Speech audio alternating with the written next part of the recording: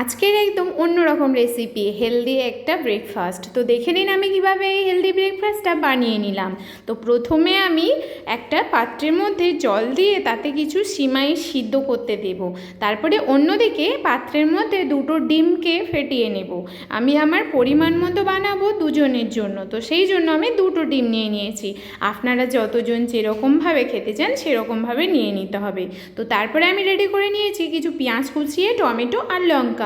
তারপরে ওগুলো সবগুলোকে ডিমের মধ্যে দিয়ে দেব, আর পরিমাণ মতো গোলমরিচের গুঁড়ো আর একটু লবণ দিয়ে দেব।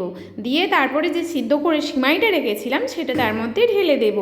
দিয়ে এবারে ভালো করে ওটাতে মিক্সড করে নেব। নিয়ে কিছুক্ষণ ভালো করে রেখে দেব, 5 মিনিটের জন্য জাস্ট ভালো করে ফেটিয়ে নিয়ে রেখে দেব।